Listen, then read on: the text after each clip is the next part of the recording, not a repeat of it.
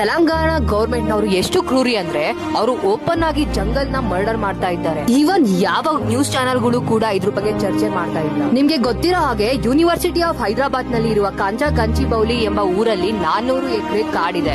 ಇದನ್ನ lungs of Hyderabad ಅಂತಾನೂ ಕೂಡ ಕರೀತಾರೆ. ಇಲ್ಲಿ 450+ ಅನಿಮಲ್ಸ್ ಮತ್ತೆ ಪ್ಲಾಂಟ್ ಸ್ಪೀಶೀಸ್ ಕೂಡ ಇದೆ. ಬಟ್ ಗವರ್ಮೆಂಟ್ ಫುಲ್ ಕ್ಲಿಯರ್ ಮಾಡಬೇಕು ಅಂತ ಫಿಕ್ಸ್ ಆಗ್ಬಿಟ್ಟಿದ್ದಾರೆ. ಇಲ್ಲಿ IT ಪಾರ್ಕ್ ಮಾಡಬೇಕು ಅಂತ ಪ್ಲಾನ್ ಇದೆ. ಇದೆಲ್ಲ ಹೈದರಾಬಾದ್ ಸರ್ಕಾರಕ್ಕೆ ಸೇರುತ್ತೆ. ಇವರ ಪ್ರಕಾರ ಇವರು ಇದನ್ನ 15,000 ಕೋಟಿ ಆಕ್ಷನ್ ಮಾಡಿ ಮತ್ತೆ 50,000 ಕೋಟಿ ಇನ್ವೆಸ್ಟ್ ಮಾಡಿ ಇದರಿಂದ ಇವರು 5 ಲಕ್ಷ ಜನರಿಗೆ ಜಾಬ್ಸ್ ಕ್ರಿಯೇಟ್ ಮಾಡ್ತಾರಂತೆ. ಬಟ್ ಈ ಡಿಸಿಷನ್ ಪಕ್ಕಾ ಡೇಂಜರಸ್. ಯಾಕೆಂದ್ರೆ ಇಲ್ಲಿರುವ ಬಫೆಲೋ ಲೇಕ್ ಮತ್ತೆ ಪಿಕಾಕ್ ಲೇಕ್ ಮತ್ತೆ ಹಿಸ್ಟಾರಿಕಲ್ ರಾಕ್ ಫಾರ್ಮೇಶನ್ ಎಲ್ಲ ವ್ಯಾನಿಶ್ ಆಗೋದು ಪಕ್ಕಾ.